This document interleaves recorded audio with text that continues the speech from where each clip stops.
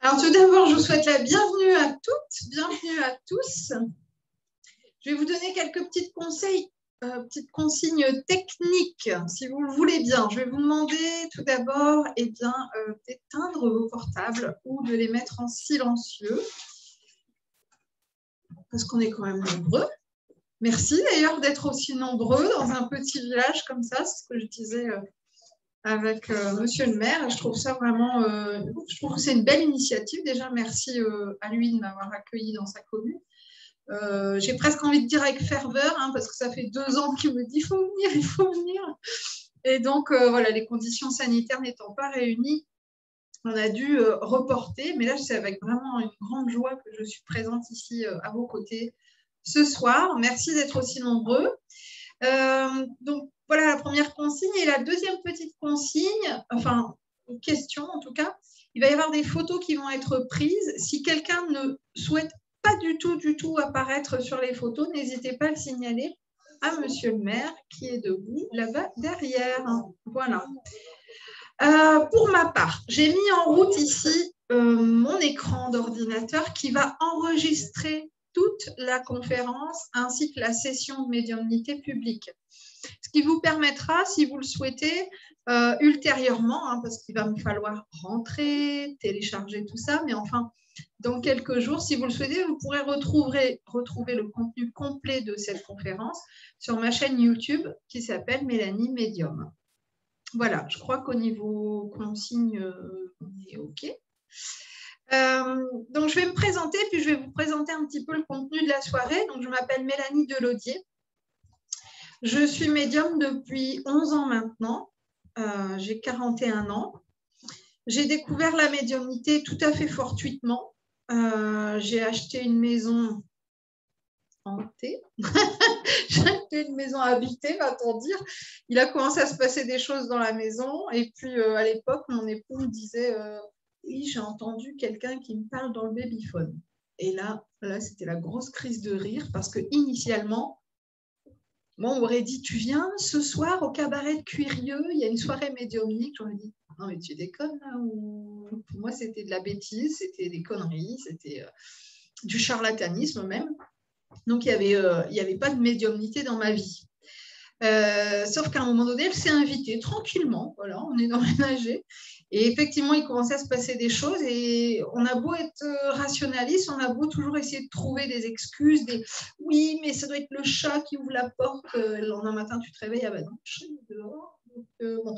Donc, à un moment donné, ça, plus ça, j'ai commencé à me poser des questions et puis je me suis retrouvée du coup sur un forum internet, merci Google, où effectivement, finalement, je me suis rendu compte qu'il y a plein de gens qui croyaient à ça. Il y a plein de gens qui évoquaient des choses à ce sujet, qui avaient eu des expériences diverses et variées. Et moi, je tombais un petit peu de haut parce que tout ça, ça ne me concernait, mais pas du tout à la base. Donc, bon, alors je cherchais un peu comme ça sur le net et en fait, en faisant défiler sur le site internet, sur le forum, les gens avaient posté des photos de leur habitation, d'eux-mêmes, de défunts, etc., pour avoir des ressentis. Et chaque fois que je faisais défiler, en fait, j'avais des choses qui me venaient, des images, des flashs, des mots, des... Alors, il faut savoir quand même qu'à la base, hein, avant d'être médium et d'être ici en conférence, j'ai été éducatrice spécialisée et donc j'ai travaillé dans le secteur social et donc notamment en psychiatrie. Donc, pour moi, le constat était évident, j'étais devenue schizophrène. Donc, je suis arrivée chez mon médecin avec mon diagnostic. Et je lui ai dit, écoutez, je crois que j'ai un problème. Je ne m'appellerai pas Jeanne d'Arc, mais enfin presque. Et là, il m'a dit, ouh. Donc, on a pris un petit peu le temps de poser les choses, parce que clairement, il m'avait dit, écoutez, là, ça ne va pas le faire. Si ça ne va pas, je vous hospitalise. Et parce que j'étais malade aussi, j'avais une pneumopathie en même temps. Et là, je dis non, je ne vais quand même pas me faire hospitaliser. Bon, je vais poser les choses, je vais essayer de voir un petit peu ce qu'il en est. Et alors, en creusant, je me suis rendu compte que tout ce que j'avais vu, entendu de ces photos que j'avais fait défiler, quand j'ai cliqué sur la photo, en dessous, on avait donc le descriptif, les commentaires des gens, etc. Et c'était juste. Et alors là, tu as l'impression d'arriver sur une autre planète et tu te dis, attends, qu'est-ce qui se passe? Donc voilà un petit peu mon arrivée dans la médiumnité il y a maintenant 11 ans. Jamais, jamais, jamais, à cette époque-là, j'aurais cru que j'aurais pu faire des conférences, j'aurais pu écrire des livres.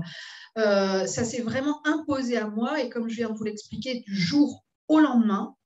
Maintenant, quand on creuse un petit peu, on se rend compte que voilà, il y avait quand même peut-être des choses qui, pour moi, me semblaient logiques. Je me souviendrai toujours, j'étais dans les couloirs du collège ou du lycée et tous les copains, copines qui étaient autour de moi me disant « Alors, l'interro, ça va être sur quoi ?»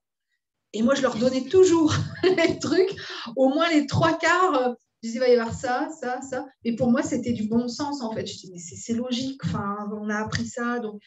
Et effectivement, c'était toujours juste. Donc, bon, c'est un exemple parmi tant d'autres. Je pourrais vous en raconter plein, mais quand on creuse bien, voilà, on se dit, ah oui, d'accord, bon, peut-être qu'il y avait des petites choses déjà, mais qui n'étaient pas du tout reconnues comme étant de la médiumnité. Parce que je fais partie d'une famille qui est pas du tout là-dedans. Voilà, qui n'est pas du tout, pas vraiment ouverte à ça. Alors, petit à petit, j'ai commencé à vouloir me tester, à vouloir essayer de me servir de ça, parce que bah, c'est bien, ok, ah bon, ok, ah t'es médium, je suis médium, ah bon, d'accord, bon, je dois faire quoi en fait? Donc j'ai commencé à tester, j'ai commencé à proposer mes services bénévolement pendant un bon moment. Et puis après, ben, bon, c'est bien, mais moi, j'avais un job à côté, quoi. Donc, ben, j'ai essayé de faire les deux. Et puis un jour, on m'a dit, tu vas devoir faire un choix. La blague. Mon choix, il est fait. Hein. J'étais formatrice, j'avais mon entreprise. Enfin, voilà, c'était logique, en fait. Hein. Non, non, mais tu vas devoir faire un choix. Effectivement, le choix s'est imposé à moi à un moment donné. Et merci, parce que je ne regrette rien. Je suis heureuse, donc, aujourd'hui, d'être médium à temps complet. Alors, ça ne veut pas dire que je suis avec les défunts H24, quoique quand même, hier, j'étais dans mon bain avec un défunt très connu, dont je tairai le nom parce que, justement, j'ai fait une petite... Oh, j'ai plus de son. Allô, allô? Si, c'est bon, c'est reparti. J'ai fait une petite vidéo sur ma chaîne YouTube et ma page Facebook. Alors, je garde pour l'instant le secret. Si vous voulez le découvrir, il faudra regarder les vidéos prochainement. Toujours est-il que voilà, je ne passe pas mon temps H24 avec les défunts, enfin peut-être, mais en tout cas, moi, je ne les entends pas toujours. Mon objectif, c'est aussi de me fermer pour avoir une vie normale. Je vis aussi comme tout le monde, en fait. Hein. Je ne parle pas que de médiumnité, je n'évoque pas la médiumnité à tout bout de champ. Mais effectivement, ça fait partie de ma vie et la spiritualité plutôt au sens large. C'est-à-dire qu'à partir du moment où tu deviens médium, bah, t'as beau faire ce que tu veux, ta vie elle change quand même, quoi. Tu vois les choses sous un autre angle, tu vois du coup plus la mort de la même manière. Donc du coup, si tu vois plus la mort de la même manière, tu vois non plus la vie de la même manière. Et donc il y a plein de choses comme ça qui sont remises en perspective. Alors, mon travail initialement en tant qu'éducatrice spécialisée, c'était d'accompagner. J'accompagnais des personnes en situation de handicap, des enfants, des adultes. Et quand j'ai été formatrice, j'ai accompagné. J'ai accompagné des étudiants, j'ai accompagné des adultes en reconversion professionnelle, des professionnels de santé, etc. Et là, je suis toujours dans l'accompagnement. Initialement, mon travail de médium, c'est l'accompagnement au deuil. C'est-à-dire que quand j'ai commencé, mon objectif, c'était d'accompagner les familles, les proches qui étaient dans une situation de deuil et pour lesquels c'était compliqué en fait, qui avaient besoin d'être rassurés, qui avaient besoin d'un message, qui avaient besoin de savoir que de l'autre côté, leurs proches allaient bien. Donc initialement, mon job, c'est ça. Maintenant, voilà, ça s'est bien diversifié puisque j'ai envie de partager, donc je suis toujours dans l'accompagnement maintenant, mais des futurs médiums, des médiums en devenir. Donc, je fais aussi beaucoup de coaching, j'ai écrit des livres, je fais des conférences et demain un stage, par exemple. Toujours dans ce même optique, cette même idée d'être dans le partage. C'est ce qui me nourrit. C'est pour ceux qui me connaissaient avant d'arriver ici ce soir. Tiens. Alors, 1, 2, 3. Wow, super, merci pour votre curiosité, 4. Merci donc à toutes les autres personnes d'être venues et de me découvrir. Donc, pour ceux qui me connaissent, je pense que vous le savez, c'est vrai que le mot d'ordre, je pense, pour moi, c'est le partage. C'est ce qui me nourrit principalement. Et c'est donc dans cette optique-là que je suis venue, évidemment, quand Franck m'a dit « Est-ce que vous pourriez intervenir ?» Oui. Voilà. Bon, la première fois, c'était non parce que je n'étais pas dispo. Et puis après, c'était oui, bien sûr. C'était une évidence, en fait, hein, toujours dans cette optique de partager. Partager, pourquoi aussi? Parce qu'on est, et de plus en plus depuis l'année dernière, dans une évolution, en fait, de la spiritualité, de chacun, en fait, individuellement, qui est, oui, je disais, on est dans un développement qui est de plus en plus accru. Hein, donc, on est vraiment sur une ouverture des consciences. Et mon travail aussi, c'est ça, c'est de vous accompagner là-dedans. Alors, par contre, moi, je suis très naturelle, je suis moi-même. Souvent, on me dit « Oh, vous êtes pareil en vrai qu'en vidéo. » Oui, c'est moi, quoi, voilà. Donc ici, vous ne trouverez pas des gros mots de la spiritualité. Mon objectif, c'est d'être vraiment, que ça soit abordable, que tout le monde puisse y retrouver, que vous puissiez comprendre, en fait, sans aller chercher dans le dictionnaire ou dans des livres spécifiques ce que ça veut dire, machin, truc ou bidule chouette. L'objectif, c'est ça, c'est de rendre abordable, accessible la médiumnité et la spiritualité pour tous. Alors ce soir, contrairement aux autres conférences que je peux animer, où bien souvent je propose une thématique, ça peut être sur les vies antérieures, ça peut être sur le passage dans l'au-delà, ça peut être sur même pourquoi pas les enfants. J'ai déjà fait les enfants dans l'au-delà, les animaux dans l'au-delà. Bref, on peut avoir plein de thématiques diverses et variées. Là, ce soir, j'avais envie de vous proposer plutôt une sorte de question-réponse. Alors, pas de panique si vous n'avez pas de questions, mais à mon avis, vous allez en trouver. Je vous raconterai des choses, je vous raconterai des anecdotes, je vous expliquerai un petit peu de manière générale comment ça se passe de l'autre côté et comment je vois, moi, à l'heure d'aujourd'hui, avec mon expérience, la notion de mort qui finalement n'en est pas. Qu'est-ce que je peux vous dire d'autre? Je pense que c'est déjà pas mal. Donc là, ce que je vous propose, c'est de ne pas hésiter à lever la main, à poser votre question. Il n'y a pas de question bête, donc n'ayez pas peur de dire oh, mais je vais me trouver ridicule. Il n'y a aucune question bête. Donc, allez-y, je vous écoute. On est en petit comité, ça va. Ouais, il fait défaut des fois. Des fois, il s'arrête. Alors, qui a envie de poser une question? Alors, je rappelle aussi qu'on fera une petite pause après notre moment de questions-réponses où chacun pourra aller se restaurer, tout ça. Et puis après, on reprendra, je ferai une médiumnité publique où là, je contacterai des défunts pour vous, quoi. C'est ça aussi l'objectif. Mais là, j'écoute vos questions. Allez-y, soyez pas timide. Oui, madame. Oui. Alors, qu'est-ce qu'on appelle l'au-delà? Non, voilà, je vais répéter la question de madame, comme ça, c'est OK. Qu'est-ce qu'on appelle l'au-delà? Alors, ça, c'est une question déjà très intéressante de base. Merci, c'est nickel. Pour commencer, je trouve que c'est excellent. Alors déjà, je voudrais vous citer un film qui s'appelle No Solar. N-O-2-S-O, plus loin L-A-R. C'est en fait la traduction brésilienne de Notre demeure. Enfin, plutôt, on traduit comme ça en français. Il s'agit d'un livre à la base qui a été écrit par un médium qui s'appelle Chico Xavier et qui a été scénarisé. Donc maintenant, on le retrouve en film. Je l'ai partagé il y a quelques jours sur ma page Facebook Mélanie Delaudier. Vous le retrouverez assez facilement. Pourquoi je vous dis ça? Parce qu'il explique assez bien ce qui se passe de l'autre côté. Donc, Chico Xavier est un médium brésilien qui a canalisé, je rigole du terme parce que j'ai fait une vidéo un peu humoristique sur ça il y a quelques jours. Et donc, canaliser, ça signifie qu'on va recevoir des messages et qu'on va les retransmettre par écrit, par canalisation, channeling. Et donc, il a canalisé plein de choses sur l'au-delà qui lui ont été transmises par un médecin, alors je ne sais plus son nom, mais qui est arrivé de l'autre côté et qui lui a raconté son passage de l'autre côté et ce qui se passe. Donc, ça en est devenu un livre et ensuite, ça en est devenu un film. Pour ceux qui connaît ce film, ouais. 1, 2, 3, ok. Alors, il est intéressant. Maintenant, si je peux me permettre, le tout début, c'est peut-être pas tout à fait comme ça que ça se passe.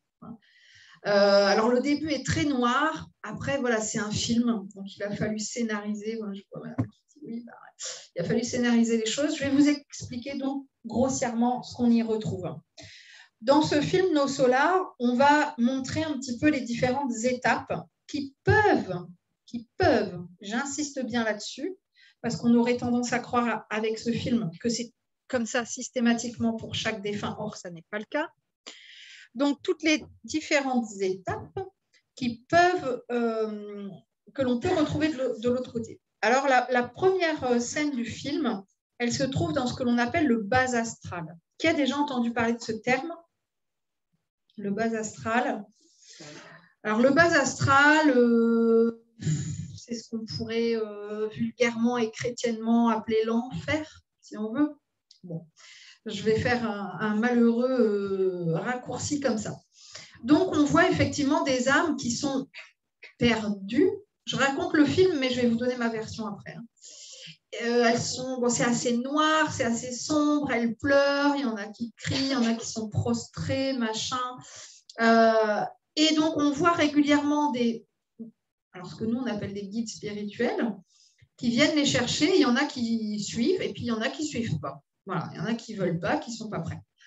Concrètement, c'est vrai que dans ce film, je trouve ça un petit peu lourd. Hein. Je trouve que c'est scénarisé un petit peu maladroitement. Voilà, c'est mon avis. Hein. Je trouve que c'est dur. Hein. Alors, déjà, effectivement, ça peut se passer comme ça. C'est-à-dire qu'il y a des défunts qui peuvent arriver dans... Alors, moi, j'aime pas trop utiliser le bas astral, mais dans des énergies basses. Moi, j'aime bien utiliser l'image de, vous savez, un immense building. Donc, quand on décède, on va arriver dans ce building. Et alors, selon l'évolution de notre âme, on va arriver au rez-de-chaussée, au premier, au deuxième, voilà. Et donc là, on va imaginer que c'est le rez-de-chaussée, voire le sous-sol. Hein, le bas astral, cette première... et donc, ce n'est pas, voilà, pas lumineux, ce n'est pas joyeux, ce n'est pas gai. Pourquoi? Parce que ce sont des âmes qui sont encore très ancrées dans des émotions dites basses. De la colère, du chagrin, de la tristesse, de l'incompréhension, de l'inquiétude, etc. Et puis après, on voit qu'effectivement, il y a de la lumière et s'ils ont envie d'y aller, ils le peuvent. Mais parfois, effectivement, ils n'ont pas envie d'y aller. Parfois, ils ne sont pas prêts. Parfois, ils n'ont pas compris qu'ils peuvent y aller. Parfois, ils en ont peur. Enfin, voilà, il y a plein de situations différentes. Mais enfin, bref, quand ils finissent par aller vers cette lumière, vers ce deuxième étage, on va dire, hein, là, on se retrouve plutôt vers une scène qui amène à la guérison, aux soins. Et donc là, on va parler, par exemple, des médecins de lumière, des thérapeutes de lumière qui sont de l'autre côté et qui vont venir amener des soins aux défunts qui, par exemple, auraient eu un très grave accident, qui auraient été très, très malades. Voilà. Et toujours pareil, tout le monde n'accède pas directement à ça. On peut avoir eu un papa, une maman qui a vraiment énormément souffert dans les dernières années de sa vie et qui, pour autant, arrivé de l'autre côté, tout va bien. Ça va dépendre, en fait, je vais y revenir après, de l'évolution de l'âme. Et puis après, on avance. Donc, ils vont, dans ce film, ils vont avancer. Alors, c'est des petites résidences, je ne sais pas comment ils appellent ça, ça fait longtemps que je ne l'ai pas vu, mais des petits quartiers, on va dire. Et en fait, où l'âme avance. Et donc, plus elle avance, plus elle va aider dans la communauté de l'au-delà. Et puis après, elle va aider les défunts. Donc, ils peuvent nous aider, nous, à avancer dans la vie. Ils peuvent nous aider spirituellement. Ils peuvent nous aider à écrire des livres, comme ce médecin, hein, qui finalement, de l'autre côté, dans l'au-delà, a avancé jusqu'à pouvoir transmettre à un moment donné tout ce qu'il a vécu de l'autre côté.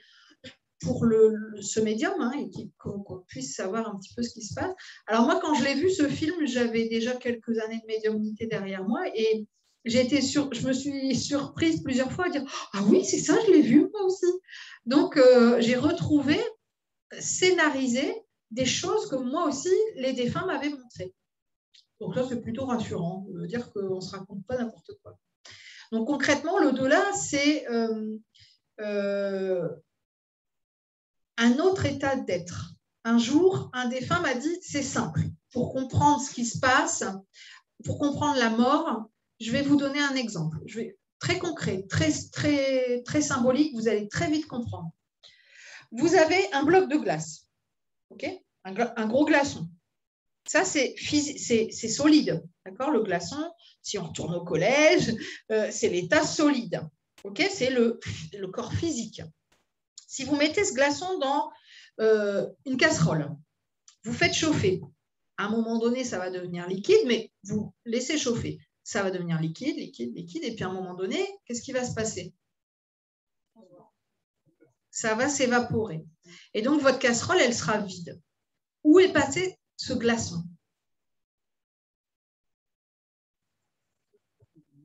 Dans l'air. Ouais, dans l'air.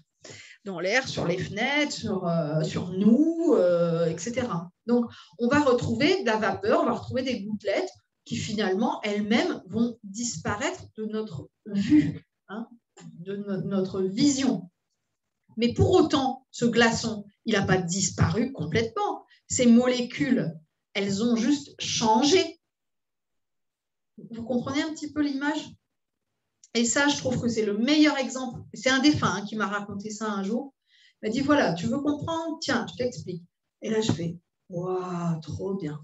Je trouvais que c'était un merveilleux exemple pour comprendre qu'effectivement, votre fils, votre papa, votre maman, votre frère, votre sœur, oui, bon, bah, l'enveloppe charnelle, elle n'existe plus, comme ce glaçon. Mais en fait, l'âme, qui est éthérée, existe toujours, mais sous une autre forme, sous forme de gouttelettes. Gardez cette idée en tête, les gouttelettes. Voilà. Les gouttelettes, ça fait aussi comprendre qu'un même glaçon, où toutes les gouttelettes, finalement, des millions sûrement de gouttelettes sont rassemblées, eh bien, elles vont s'évaporer, elles vont s'éparpiller. C'est ce qu'on appelle le don d'ubiquité et le don de... Non, c'est pas d'ubiquité, de... Ne m'aidez pas. Quand on est partout à la fois, là. Non, ça c'est quand on sait tout. Enfin bon, bref, pour expliquer qu'en fait, les défunts, ils peuvent être là, et là, et là, et là à la fois. Vous me suivez? Oui, en même temps. Donc, l'au-delà, c'est juste un nouvel état d'être. Ce n'est pas vraiment un lieu. Souvent, d'ailleurs, on fait ça, parce qu'on dit le ciel, hein, ils sont dans le ciel, ils sont dans les étoiles, on explique ça aussi aux enfants. Hein. Dans la réalité, ils sont toujours tout autour de nous, en fait. Hein, donc, parfois, d'ailleurs, vous allez ressentir. Qui a déjà ressenti un de ses proches? Comment? Des frissons. Ouais, madame. Chaud-froid. C'est subtil, ouais, c'est dur à dire. Une odeur, ouais. Un souffle. Madame, c'était une odeur aussi? Ouais. Odeur de quoi? De tabac? La laque, ouais. Alors, c'est ça. Donc, les défunts, en fait, comme ils sont toujours présents, c'est au-delà, c'est-à-dire au-delà de notre vue, finalement. Hein, mais bon, ils sont toujours autour de nous. Ils peuvent passer des messages, ils peuvent passer des signes. Et alors là, je vais vous dire, la liste, elle est assez longue. Hein.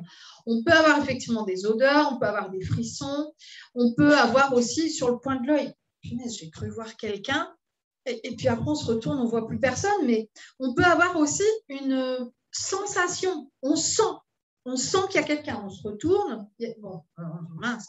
On peut avoir des bruits aussi. Et puis alors, ce qu'ils adorent, c'est tout ce qui est électrique et électromagnétique.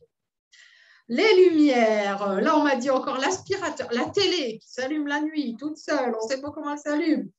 Les alarmes, là je vous vois faire un oui, bon, ça vous parle. Alors ça c'est leur truc.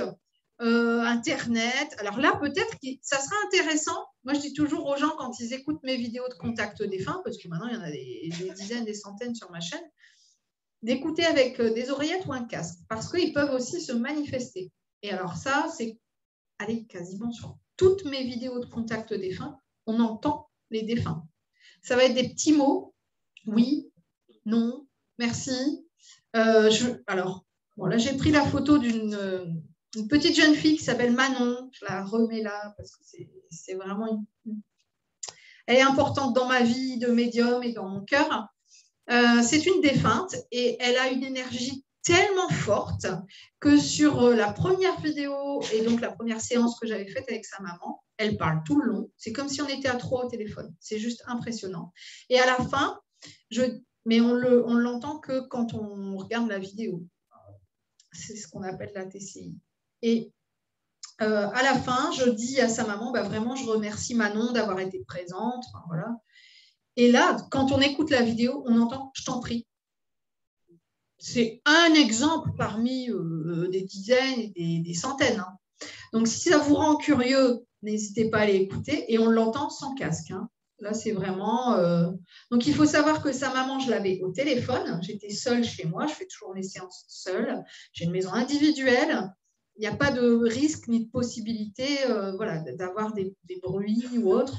Et puis, pour ceux qui écouteront mes vidéos, ce qui est assez flagrant, c'est qu'en fait, ils répondent à ce que je suis en train de raconter. Donc, ça suit la conversation, en fait.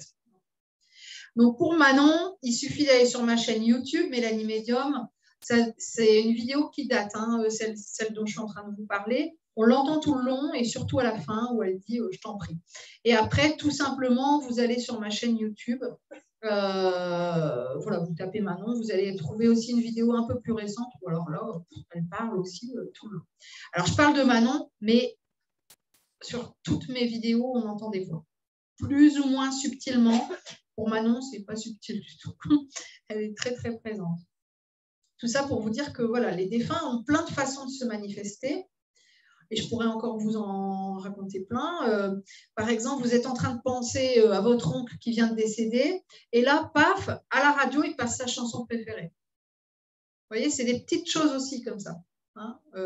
Alors, vous allez dire, attends, donc ça veut dire qu'il passe par le biais de la radio pour faire passer sa chanson.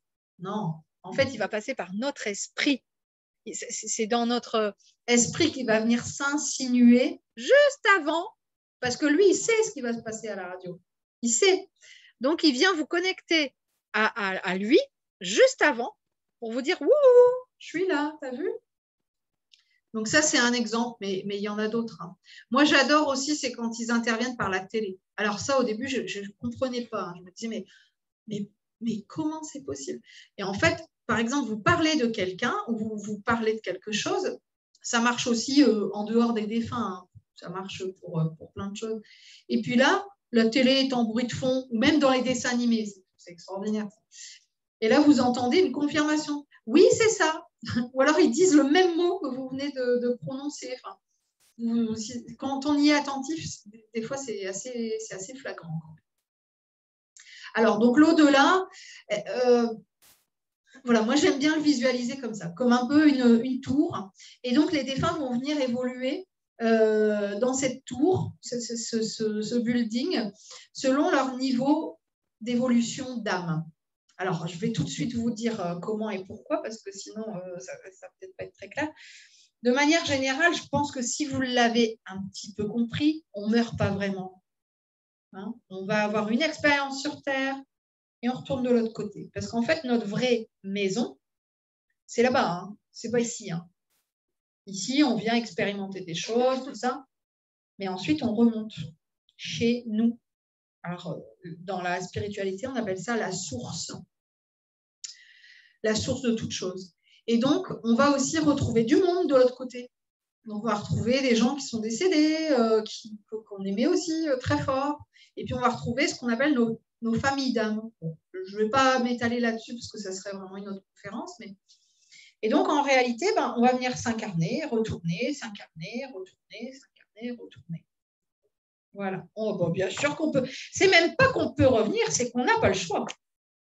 Donc, pour vous illustrer, très concrètement, j'aime bien donner des images. Comme ça, les images, elles vous restent en tête. Building, j'évolue. Et là, je vais vous donner une autre image, c'est le puzzle. Une âme, en fait, c'est un ensemble de petites pièces de puzzle. Ce qui signifie que vous, votre prénom, c'est Cathy. Donc, Cathy, ici, le prénom Cathy, on va dire, c'est une pièce de votre puzzle d'âme. Pour que votre puzzle soit complet, il va y avoir une pièce Cathy, puis peut-être après, il y aura une pièce Paul, et puis avant, il y a eu une pièce Jeanne, etc. etc. Ouais. Ah bah oui. Ah bah on ne se réincarne pas toujours en femme, hein. Ah non. Pourquoi? Je vais vous expliquer pourquoi. Donc, visualisez un puzzle. Est-ce que vous imaginez un puzzle tout blanc, ou tout bleu, ou tout noir? C'est moche, ça ne sert à rien. Donc, les puzzles, c'est un paysage, c'est un chien, c'est un coucher de soleil, c'est ce que vous voulez. Donc, il y a plein de couleurs, il y a plein d'éléments. C'est ce qui nous fait bien galérer, d'ailleurs, hein. Donc, en réalité, toutes les pièces sont... Oui, elles sont uniques. Elles sont uniques et en fait, c'est cette unicité qui est nécessaire et c'est cette unicité qui, petit bout après petit bout, va faire une complémentarité et va vous permettre d'avoir un puzzle complet. Alors, pour avoir un puzzle complet, on va vivre en tant qu'homme, on va vivre en tant que femme. J'essaie de vous synthétiser, j'aurais plein de choses à vous dire sur ça, mais je ne veux pas vous embrouiller le cerveau, plus que je ne le fais déjà. Donc, on va venir en tant qu'homme, en tant que femme, on va vivre dans l'abondance, on va vivre dans la pauvreté, on va vivre en Europe, en Afrique, en Asie, en Amérique, etc. L'objectif, c'est de vivre plein de choses. On va vivre en santé et on va vivre dans la maladie, dans le handicap. On doit expérimenter. Et donc, chaque vie est une pièce de ce puzzle d'âme. Et donc, plus on a de pièces à notre puzzle et plus on monte en grade dans ce fameux building.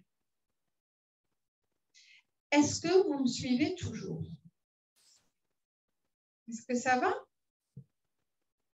Alors, je vais laisser place maintenant à une autre question. N'hésitez pas et surtout, n'hésitez pas à me dire « j'ai pas compris » ou « il y a un truc qui cloche, qui ne me semble pas juste ».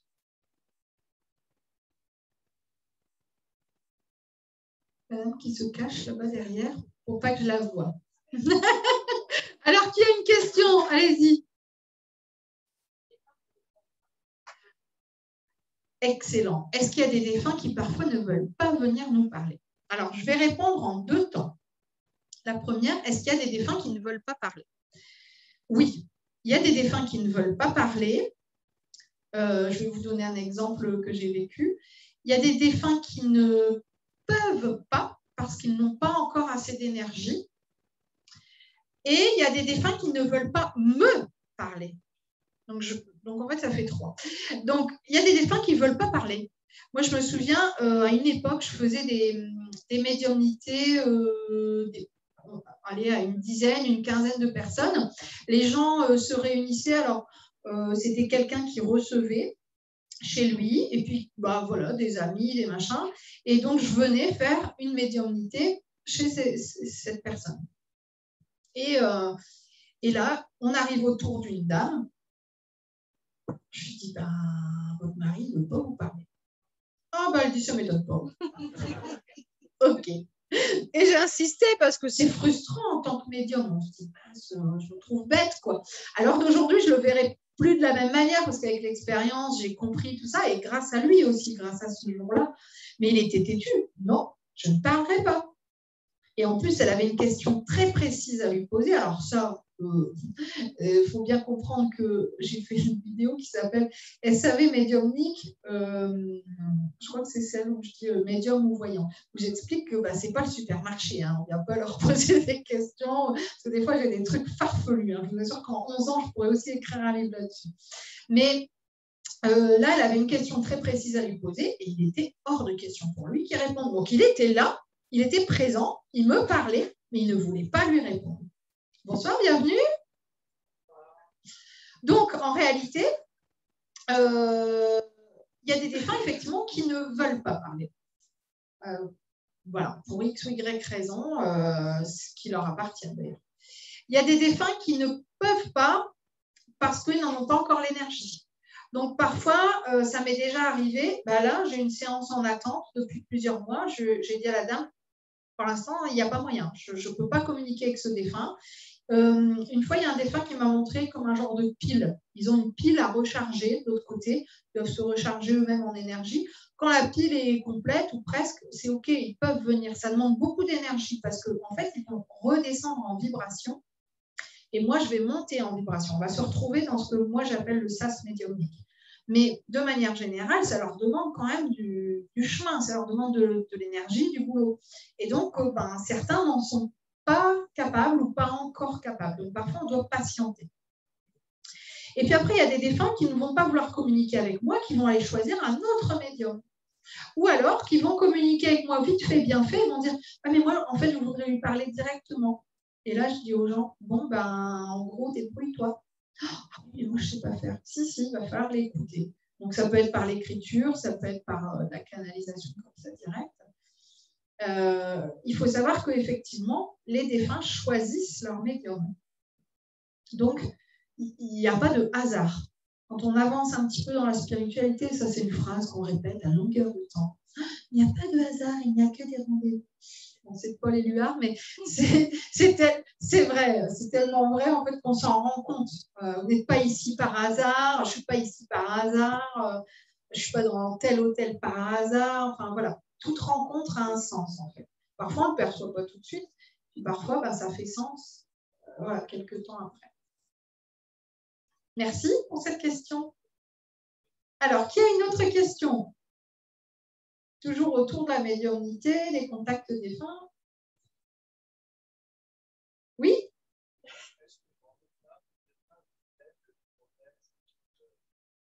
Alors, je vais répéter la question, comme ça on l'entendra ici aussi sur la vidéo. Est-ce que dans l'au-delà, nos défunts nous aident, nous guident, nous protègent? Oui et non. Alors, comme je vous ai montré tout à l'heure, je vous ai expliqué l'idée du building. Plus on n'est pas dans le building, et moins on a d'énergie. Et plus on a besoin de se centrer sur soi, en fait, de travailler sur soi, de se soigner, etc., de comprendre des choses. Par contre, plus on monte dans le building, plus on monte en évolution, en fait, et plus notre puzzle est rempli, plus on est ce qu'on appelle une vieille âme. Et donc, les vieilles âmes, elles ont beaucoup d'expérience. Et du coup, quand elles ont beaucoup d'expérience, on va leur dire ça serait peut-être pas mal que tu puisses partager. Et donc, dans ces cas-là, effectivement, nos défunts peuvent être des guides. Alors, c'est pas vraiment, moi j'aime bien faire la distinction, un guide spirituel, pour ceux qui connaissent un petit peu le terme, c'est un défunt qui a fini son puzzle. Il ne se réincarnera plus, lui. Lui, il a fait tout son puzzle. Alors, combien il y a de pièces dans un puzzle, on ne sait pas l'évaluer. Mais on estime très probablement plusieurs milliers. Voilà. Donc, lui, il a fini son taf, il va devenir guide. Voilà. Donc, il n'a plus d'incarnation, il n'a pas de... Mais, avant d'arriver là, on va dire quand votre puzzle, il est plein aux 3/4, vous savez déjà quand même pas mal de choses.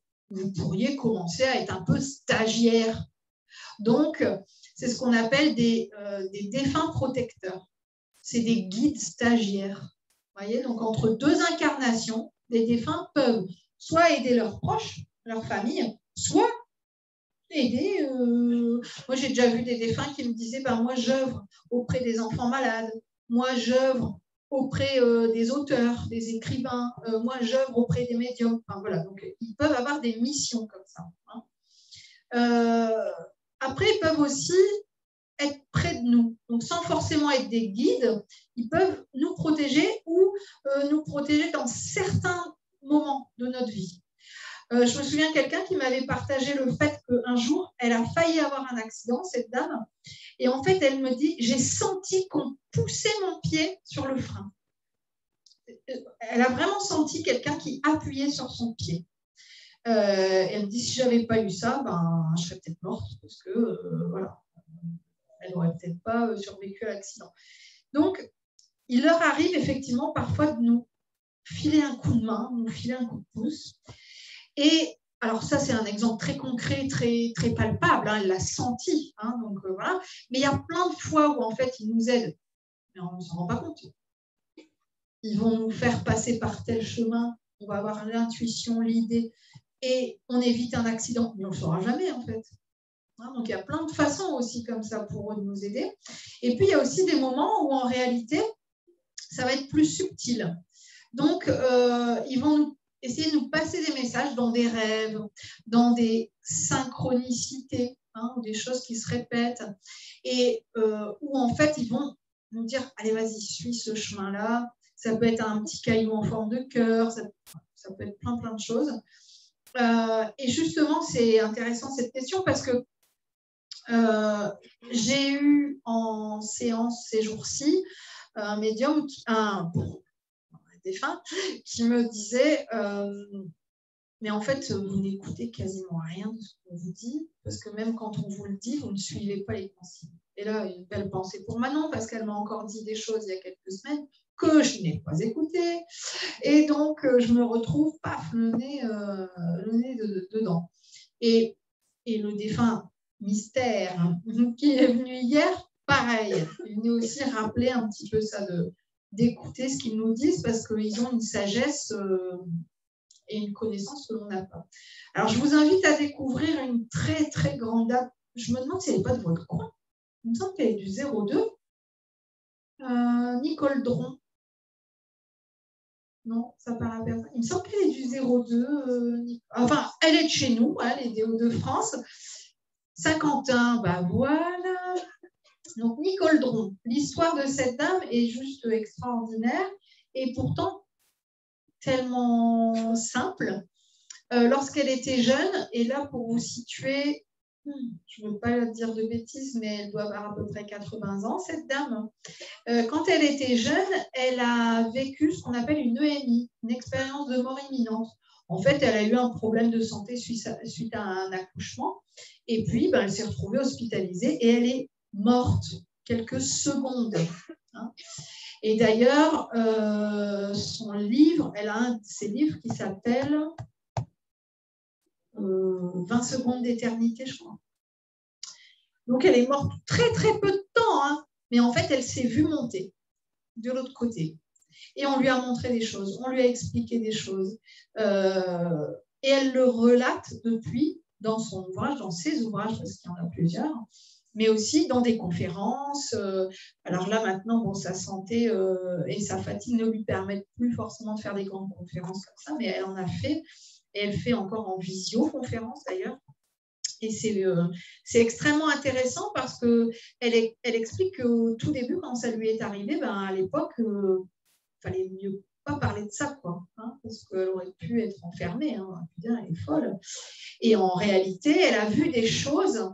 Elle avait eu donc ce don de, je ne vais pas retrouver le nom, hein, où en réalité, elle était en même temps là et en même temps chez ses beaux-parents, je crois, il me semble bien. Et donc, elle a pu après dire, oui, mais je vous ai vu faire ça, dire ça. Elle ne pouvait pas l'inventer. Elle était sur la table d'opération, c'était impossible. Donc, elle donne des détails comme ça et elle explique aussi ce qu'elle a vu de l'autre côté. Elle explique aussi ce bonheur et cet amour qu'on ressent. Alors moi, j'ai la chance, et je mesure ma chance, parfois, c'est assez rare, mais ça arrive parfois dans les séances que les défunts arrivent à me faire ressentir ça. C'est un sentiment, pourtant Dieu sait si j'aime mes enfants de tout mon cœur, mais qu'on ne connaît pas sur Terre. Je ne peux pas vous l'expliquer mieux que ça. Imaginez le plus bel amour que vous ayez dans votre vie pour quelqu'un, pour quelque chose, pour une situation ou pour vous-même. Eh bien, c'est encore mieux. Et donc, elle l'explique ça. Et du coup, on lui a dit, bon, maintenant, tu as le choix. C'est soit tu restes ici, soit tu repars, tu redescends. Et si tu redescends, tu pourras faire comme ça ou comme ça. Alors, non, elle me dit, moi, je veux rester ici, je suis bien ici. De manière générale, on est bien de l'autre côté. On se sent aimé. Il n'y a même pas de question de bien, de mal, de jugement. Et elle l'explique vraiment très, très bien, hein, Nicole Dron. Puis alors, elle est d'une douceur, d'une gentillesse, cette dame, c'est un bonheur, rien toute seule. Et donc, ils lui ont dit, tu sais, tu as quand même bah, tu viens d'accoucher, tu as une famille, tu as des gens qui t'aiment, et puis tu pourras peut-être raconter tout ça, tout ce que tu as ici vécu en quelques secondes, qui effectivement, comme elle le disait, paraissent une éternité parce qu'elle a revu toute sa vie, elle a vu toute sa vie future aussi, on lui a montré même plusieurs possibilités, plusieurs plans. Je rappelle ici que le libre arbitre existe bel et bien. Et donc, alors, tu fais quoi? Bon, bah, je redescends. Mais elle explique que d'ailleurs, ce n'est pas évident parce qu'elle a connu de l'autre côté un sentiment de bien-être, de plénitude, d'amour qu'elle n'aura jamais retrouvé, malgré l'amour de ses proches, malgré sa joie de vivre, etc. Voilà pour, je ne sais plus qui avait posé la question. Ça répond à la question. Ouais. Alors, qui a une autre question? Oui?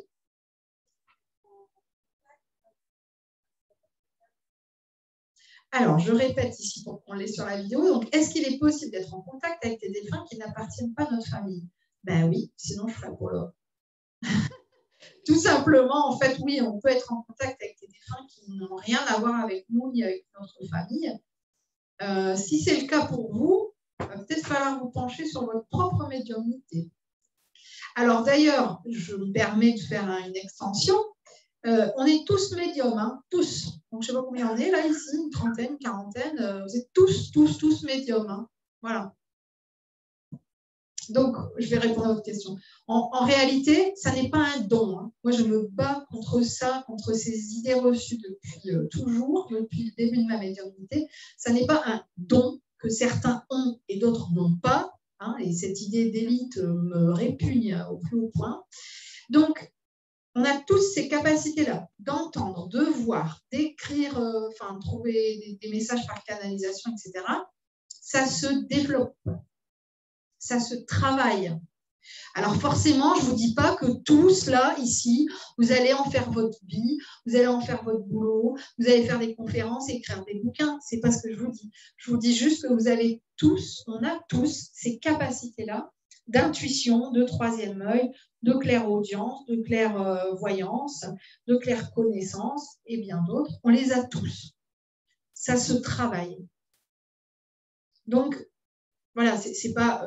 J'aime bien donner comme exemple, tout le monde n'est pas fleuriste sur Terre, tout le monde ne sera pas boucher, tout le monde ne sera pas mécanicien. On a tous effectivement des missions différentes, donc tout le monde ne va pas être médium professionnel, mais tout le monde a la capacité, vraiment, j'insiste, et d'ailleurs demain, je fais un stage sur ça, et j'ai jamais eu de personne qui ressort de mon stage en disant bah, effectivement, moi, je trouve rien. Tout le monde, j'en ai eu des centaines de personnes qui sont venues sur mes stages. Chaque fois, les gens ressortent en ayant conscientisé, pris conscience de leur propre capacité. Et après, bon, bah, tu rentres chez toi, il faut le bosser. Hein. Ça fait 11 ans que je suis médium, mais je fais ça tous les jours. Ça se travaille au quotidien. Hein. C'est simple. Hein. Vous achetez un petit vélo. Bon, au début, il va vous falloir des roulettes. On est d'accord. On va être accompagné, peut-être même quelqu'un qui vous tient parce que vous allez avoir peur. Bon. Alors après, vous allez enlever tout doucement une roulette. Et puis après, vous enlevez les deux. Vous êtes fiers. Vous faites même le tour du quartier. C'est la fête. Mais pour arriver au X-Game, hein, c'est comme ça que ça s'appelle, là où ils font des trucs sur des rampes, machin, il va falloir bosser. Ben, c'est pareil. Ça se travaille, en fait. Donc, vous pouvez venir demain sur mon stage, s'il y en a qui sont intéressés, encore des places. Je vais vous offrir un vélo avec des roulettes. Mais après, si vous ne montez jamais dessus, il fera beau dans votre garage et puis c'est bien. Voilà. Concrètement, c'est ça. Oui. Ah, très bonne question qui répond, à laquelle j'ai déjà répondu donc, dans ma vidéo SAV médiumnique, médium ou voyant. Les défunts savent-ils l'avenir? Oui et non. Plus ils sont avancés dans leur building et plus effectivement ils ont une vue d'ensemble. Donc il y a moyen qu'ils sachent les choses. Maintenant, ce n'est pas leur job que de nous transmettre des messages sur l'avenir. Ça, c'est important de le comprendre, c'est qu'un médium n'est pas voyant forcément et un voyant n'est pas forcément médium. Je vais y revenir après. Et donc, quand on vient faire une séance de médiumnité, il ne faut pas attendre des conseils de nos défunts, il ne faut pas attendre d'eux qui nous disent quoi faire ou comment ça va se passer pour telle ou telle chose. Quand on fait un contact défunt, quand on fait une médiumnité, c'est vraiment pour essayer de se connecter avec l'âme du défunt et, entre guillemets, savoir s'il va bien. Enfin, ils vont bien, hein. Mais de manière générale, c'est voilà, pouvoir se reconnecter avec et voir un petit peu où il en est, comment il a évolué, etc. Souvent, il nous partage des très beaux messages d'amour, surtout, d'amour de soi, d'amour de l'humanité, etc. Mais effectivement, il arrive qu'il nous donne des prédictions. Ça arrive de temps en temps. Personnellement, en tant que médium professionnel depuis des années, maintenant, j'ai à cœur, quand les gens me disent « je peux demander ?» Oui, posez votre question, je verrai bien. Il y a des questions, en fait, soit auxquelles je refuse de poser aux défunts. Je vais vous donner des exemples après. Vous allez rire, mais c'est vrai. Soit le défunt refuse de répondre. Parce qu'il n'est pas venu pour ça, en fait. Lui, il est venu diffuser de l'amour, il est venu diffuser des beaux messages de tout va bien, je suis là et je pense encore à vous. Lui, il s'en fout, en fait, que vous retrouviez la clé que vous avez perdue l'année dernière. Je sais pas où. Non. Alors, non, mais il faut quand même ça. Moi, j'ai déjà eu des questions. Je jure que c'est vrai. On m'a déjà demandé de retrouver des papiers. J'ai perdu quel papier, vous voyez on m'a déjà demandé aussi, est-ce que vous pouvez me dire s'il voit quand ma mère va décéder, parce que moi, elle est en maison de retraite et moi, franchement, j'ai plus les moyens. Et là, tu dis, alors, comment te dire? Et c'est vrai, hein, j'en ai eu d'autres. Enfin, voilà, bon, je ne vais pas tout vous raconter, mais donc, l'objectif, ce n'est pas là de venir poser des questions. Moi, j'ai une fois une dame qui m'a dit non, mais les défunts ne pourraient pas être un petit peu plus concrets, là, parce que franchement, je ne sais pas, par exemple, nous dire où est-ce qu'on a mis ça m'a fait rire, le papier de nos vêtements qu'on a déposés chez le pressing, au pressing. Et là, je rigole. Moi, je croyais qu'elle déconnait. Mais non, elle était sérieuse. Et là, je dis, ah ouais, quand même, quoi. Non, mais les défunts, ils ne sont pas là pour ça. Ce qu'il faut bien comprendre, c'est qu'eux, dans leur building, ils montent. Et monter dans son building, ça veut dire monter en vibration. Alors, le taux vibratoire, on a tous un taux vibratoire. Plus il est bas, plus, par exemple, on est en mauvaise santé, on a des problèmes de santé, machin. Ou alors, on a des problèmes de... on est trop ancré, on est trop matérialiste. Et puis après, plus on monte, ça fait comme un demi-cercle en fait, hein, et puis c'est gradué, c'est ce qu'on appelle l'échelle de Bovis. Et plus on monte en fait en vibration, donc plus on arrive de l'autre côté comme ça du cadran, et plus on a une évolution nous-mêmes spirituelle. Les défunts, c'est pareil, ils évoluent selon leur building là, hein, d'accord? Et donc plus ils sont évolués, et moins ils en ont quelque chose à foutre de notre pressing et de nos clés. Ils s'en fichent, mais royalement, en fait, de savoir si tu vas revendre ta maison ou si tu vas réussir à retrouver un boulot. Ça ne les intéresse pas. Eux, ils sont vraiment sur des optiques bien plus philosophiques, avec une sagesse qui est loin de la nôtre. Il faut quand même être très honnête. Hein. Alors maintenant, nous, on est sur une incarnation terrestre, donc avec une vibration beaucoup plus basse. Et c'est normal, on a à vivre méfie-toi, il te reste 2 minutes, tu vas rater ton bus. On a à vivre, si je ne remets pas des sous sur mon compte, je suis mal, le banquier va m'appeler. C'est ça aussi la vie. Hein. Je ne dis pas qu'il faut être toujours perché et puis toujours penser, oui, mais l'univers va pourvoir à mes besoins.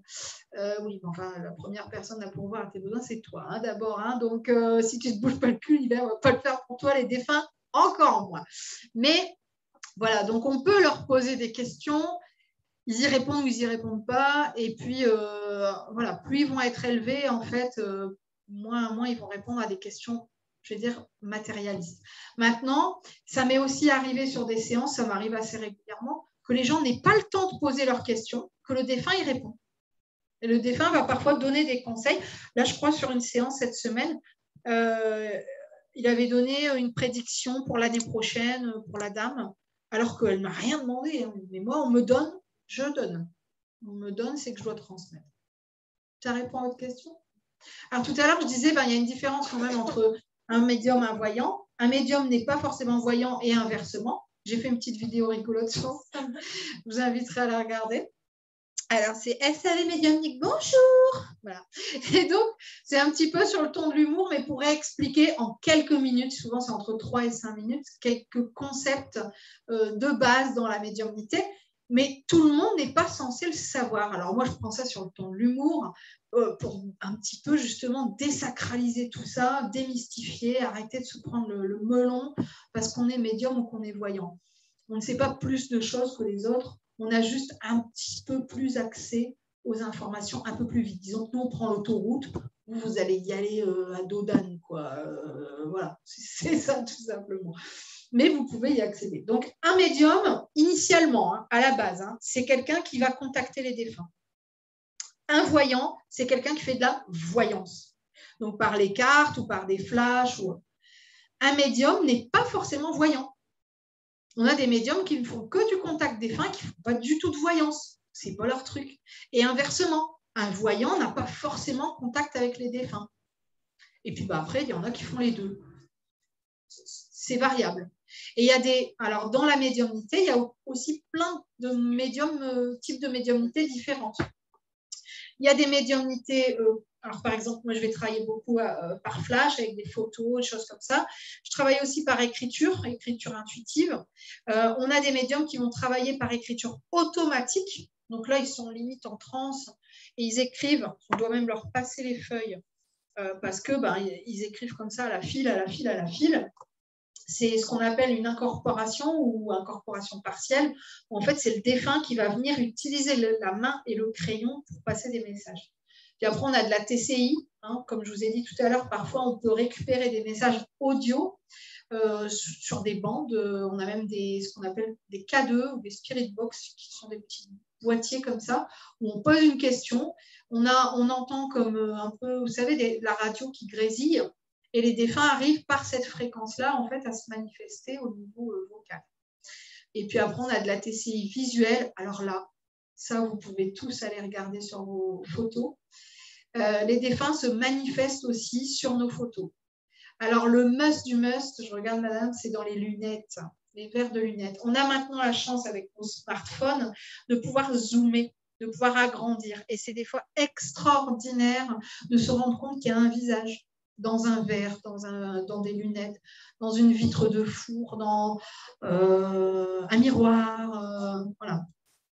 Et quand je dis ça, les gens, du coup, ils sont curieux, ils vont aller rechercher dans leurs photos, les photos qu'ils ont déjà prises. Et là, ils disent, oh, ah ouais, regarde, c'est mémé, elle est dans mon verre d'eau. Et je vous jure que c'est vrai, on a des fois des choses qui sont vraiment flagrantes. Des fois, on pourrait apparenter ça à ce qu'on appelle la pareidolie. C'est quand notre cerveau, il voudrait bien que ça soit mémé, mais en fait, c'est pas vraiment mémé, quoi. C'est des petits points qui pourraient ressembler à un visage. Mais parfois, c'est vraiment flagrant. Des fois, moi, je me souviens, une de mes cousines qui m'a dit, écoute, je vois quelque chose sur le verre, tu peux vérifier. Et là, je dis, c'est ta grand-mère, que je n'ai jamais vue. J'ai jamais vu sa grand-mère. Elle me dit, ah bon? Je dis, envoie-moi une photo de ta grand-mère. Je lui ai fait un montage photo entre le visage qu'on voyait sur le verre et la photo de sa grand-mère. C'était un copier-coller. La même. Donc, des fois, il faut être un petit peu curieux, remonter sur ces photos et puis aller regarder dans les détails. Tout ce qui est vitré, surface vitrée. Tout ce qui va refléter la lumière. Et même les verres de whisky, ça marche très bien. J'ai déjà eu aussi. Donc, c'est pas forcément dans les verres d'eau. Alors, après, on peut aussi s'amuser. C'est pas un jeu, mais on peut aussi prendre des photos en rafale sur Icon. Ok, ça marche. 1, 2, c'est très bien. Il est froid par contre. Va le réchauffer. Mais on peut aussi, effectivement, c'est peut-être mes ondes. Il faut savoir, par exemple, j'ai plus de montre. Je suis à mon 3e téléphone portable de l'année. Voilà. Mon ordinateur a pris feu, tout ça. Voilà. Donc j'espère que je vais pas prendre mon micro. J'aurais peut-être pas dû le dire. Bon, J'espère qu'ils ne vont pas me facturer le micro. Allô, Mme Théodier, SAV Médiumnique, bonjour. Donc, oui, ça a des avantages, mais ça a aussi des inconvénients. Hein. C'est pas toujours la fête au village. C'est le cas de le dire. Et donc, parfois, effectivement, on peut prendre en rafale dans un saladier d'eau, dans un évier aussi en inox, vous mettez de l'eau et vous pouvez prendre des photos en rafale et découvrir des visages. Bon, ce n'est pas un amusement. La spiritualité, enfin le spiritisme, la médiumnité, tout ça, c'est pas un jeu, quoi. Hein.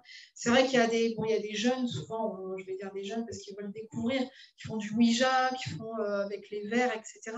C'est pas un amusement. On peut vraiment effectivement récupérer des âmes, des esprits.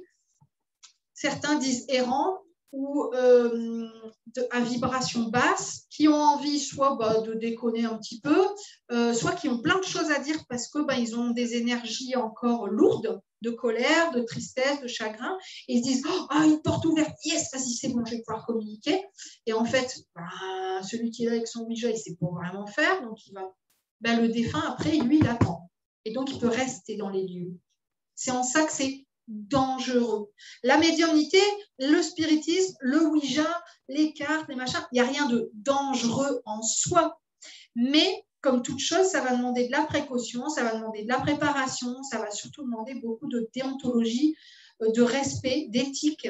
Donc, on ne s'amuse pas avec les défunts. On leur demande avec respect s'ils sont OK pour communiquer et on communique avec eux avec respect. Et bien sûr, on les remercie à la fin. Quelqu'un a une question? Est-ce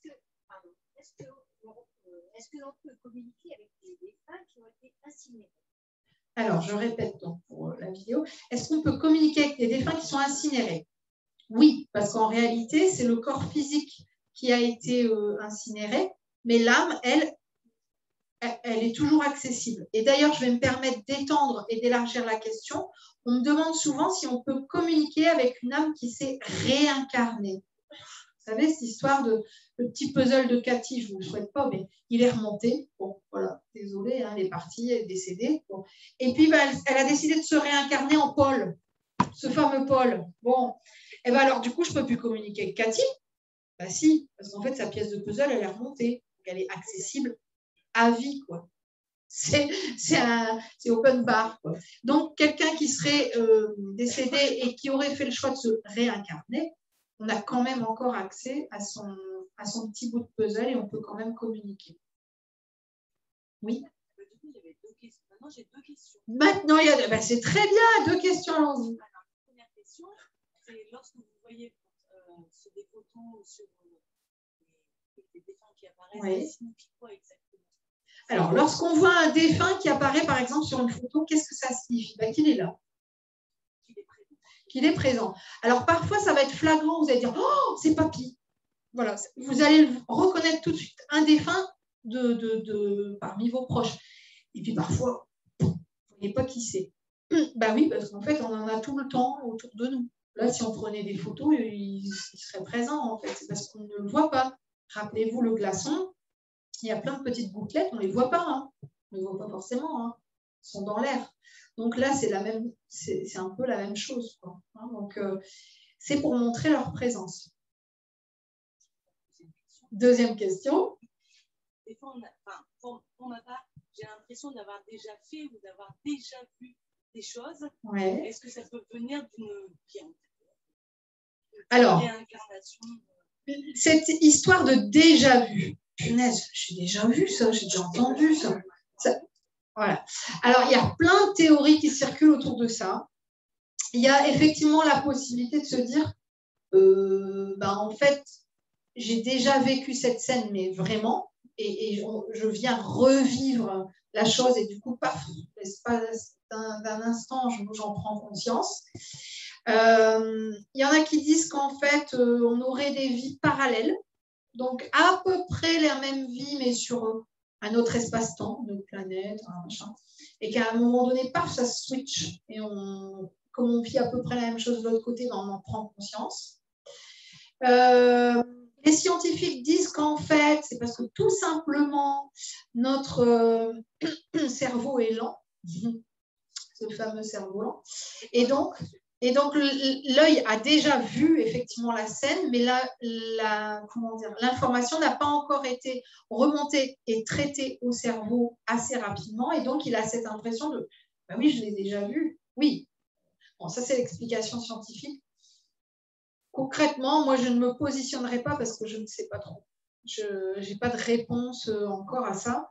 Mais c'est intéressant. Par contre, ça, c'est de manière générale. Par contre, si vous arrivez dans un lieu, vous dites, punaise, je suis déjà venue ici, c'est pas possible. Là, oui, là, on pourrait effectivement se dire, bah, il y a moyen que peut-être dans une vie antérieure, vous ayez vécu là, vous ayez séjourné ou, à cet endroit.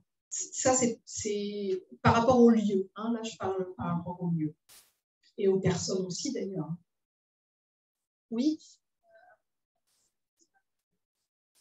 Ouais, ça peut être une interprétation du cerveau. Ouais. Ouais, c'est possible. Hein. Ouais. Après, il y a des explications qui sont quand même très bizarres, exceptionnelles, où des gens vont dire, je me souviens j'avais discuté avec quelqu'un qui me disait, elle est allée dans un endroit avec son amie, quand elle est arrivée, il y avait un genre d'arche, ou je ne sais pas quoi, dans le village, elle me dit, je l'avais déjà vu. Je savais que je l'avais déjà vu. Elle n'était jamais venue concrètement dans sa vie terrestre actuelle. Et elle a su décrire ce qu'il y avait après. Il fallait d'abord passer dans l'arche pour rentrer dans le village. Elle a su le décrire, en fait. Bon, là, tu te dis, il y a quand même des choses qu'on a du mal à expliquer. Il y a des enfants aussi, tout petits, qui parlent de leur maman qui n'est pas leur maman, ils avaient un chien, ils habitaient à tel endroit.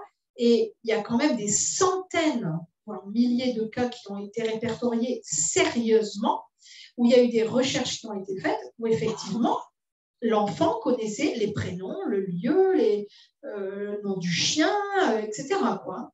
Oui, alors il y a des familles qui ont joué le jeu, c'est-à-dire qui ont emmené leur fils, leur fille dans cette fameuse famille et où les enfants ont su se repérer dans les lieux. Moi, je dormais dans telle chambre, le chien s'appelait machin, la personne de la famille qui les reçoit ressort l'album de famille où effectivement on voit le chien et effectivement qui s'appelle comme ça. Enfin, il y a des choses comme ça qu'on n'explique pas scientifiquement. On a beau tourner le problème dans tous les sens, parfois c'est quand même assez inexplicable.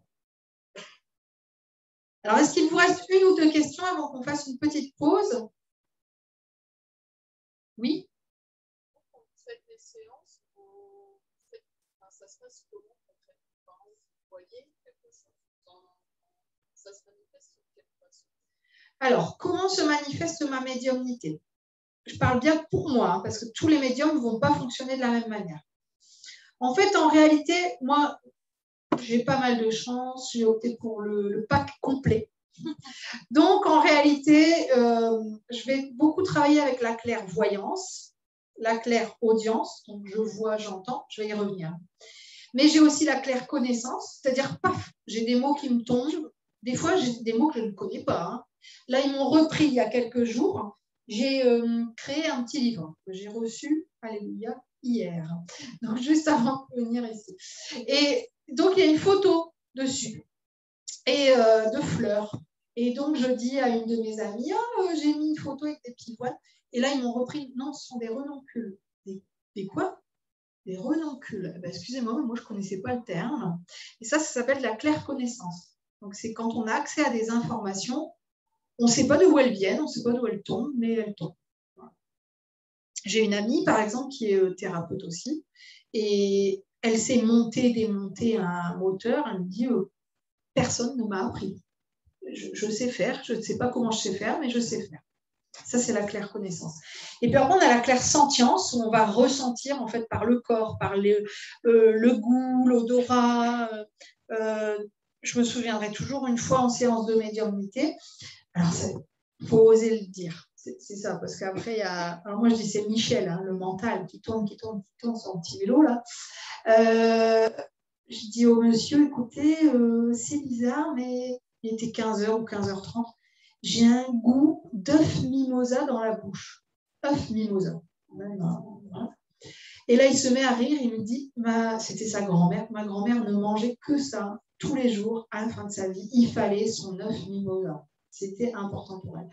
Donc, bon, si je n'avais pas osé le dire, si je m'étais dit, tiens, j'ai un mauvais relent de ce midi, eh ben, on n'aurait jamais eu ce petit détail, en fait, et qui parfois permet aussi aux proches de se dire, ah oui, bah, c'est lui. Donc, moi, j'ai un petit peu le pack complet.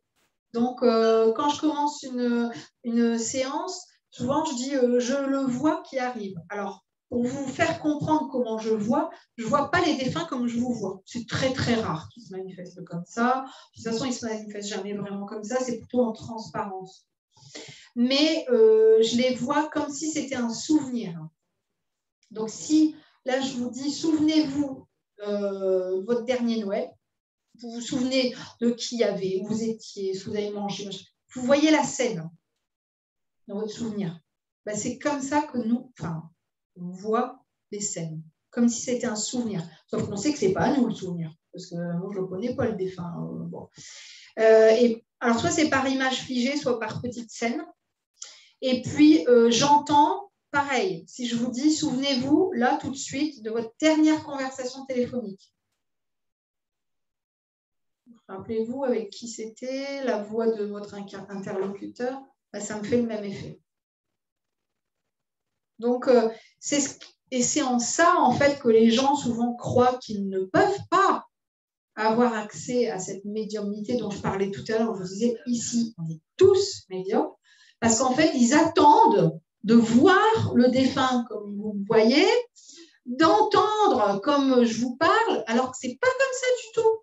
Dans 99,9% des cas, et pourtant ça fait 11 ans que je fais ça et tous les jours, c'est comme je viens de vous l'expliquer qu'il se manifeste. Ça arrive de temps en temps que j'entende vraiment quelqu'un parler au point de me retourner en me disant tiens, il y a quelqu'un dans la pièce, mais c'est super rare. Je vous rappelle qu'ils n'ont plus de cordes vocales et qu'ils n'ont plus de corps physique. Donc, ils ne peuvent pas se matérialiser dans la matière, ils ne peuvent pas se montrer à nous comme vous nous montrez à moi. Ils sont plus ce glaçon solide qu'ils ont été. Donc, ils utilisent d'autres biais. Et l'autre biais, c'est en fait notre esprit, psyché, où on va d'âme à âme se connecter. D'ailleurs, vous ne m'avez pas posé la question, mais j'y réponds quand même. Est-ce qu'on peut communiquer avec un défunt qui ne parlait pas français, qui ne parlait pas notre langue? Souvent, on me demande ça. Ah ouais, mais non, je ne peux pas faire une séance avec vous parce qu'il était portugais. Et vous n'allez rien comprendre. Si, parce qu'en fait, il va communiquer d'âme à âme. Alors, des fois, ils disent quand même des mots dans la langue, moi, je ne comprends rien. J'arrive à répéter parfois, et puis la personne me traduit. Et puis parfois, je n'y arrive pas. Je me souviens une fois en arabe, la dame parlait très, très vite.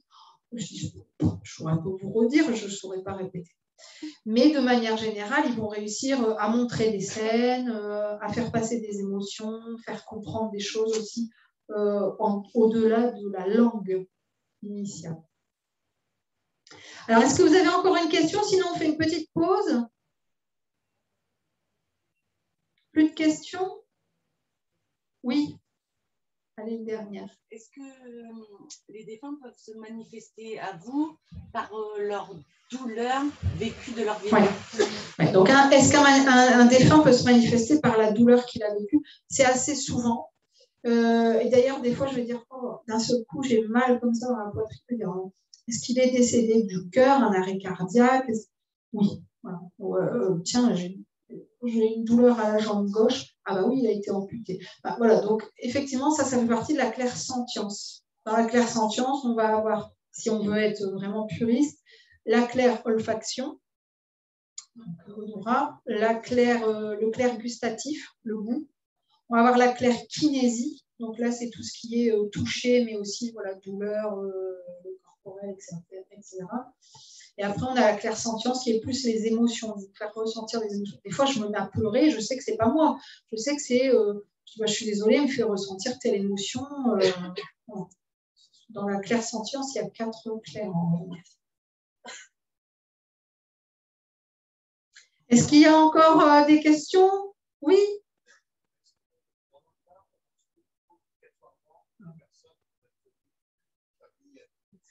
Alors, est-ce que dans l'au-delà, on retrouve systématiquement des gens qu'on a connus sur Terre?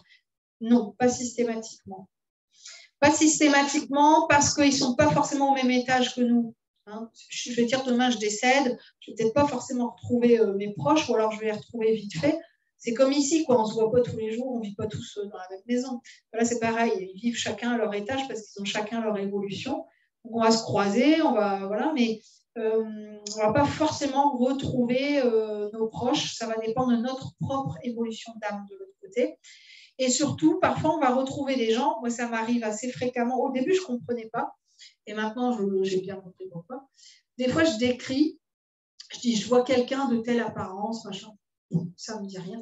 Alors, les gens, des fois, me disent, ça ne me dit rien, puis après, ils me renvoient un mail. Ça arrive, 95% des cas. Mais bien sûr, en fait, je n'y ai pas pensé, mais c'est Tata Odette, c'est machin. Et puis des fois, ben, c'est pas du tout en fait des défunts qu'ils ont connus, c'est ce qu'on appelle la famille d'âme. Donc ils vont retrouver leur famille d'âme. Donc voilà, on ne retrouve pas forcément les défunts qu'on a perdus de l'autre côté, mais en tout cas on les croise. Oui, parce qu'ils sont omniscients. Ils sont omniscients, ils savent. Alors, à différents degrés, hein, plus ils montent en hauteur et plus ils ont une vision large des choses, mais ils savent, ouais. Et d'ailleurs, parfois, il y en a qui savent à l'avance. Donc, ils vont informer d'un futur décès, par exemple. Ça arrive. C'est rare, mais ils peuvent. Merci pour vos questions. Je vais vous inviter à vous tourner vers le bar si vous le souhaitez. On va faire une petite pause d'un quart d'heure, 20 minutes, et puis après, on reprendra pour une médiumnité publique. Ceux qui ont des photos, qui ont pu éventuellement ramener des photos de défunts, n'hésitez pas à venir les déposer, on va dire ici, sur la table. À tout à l'heure.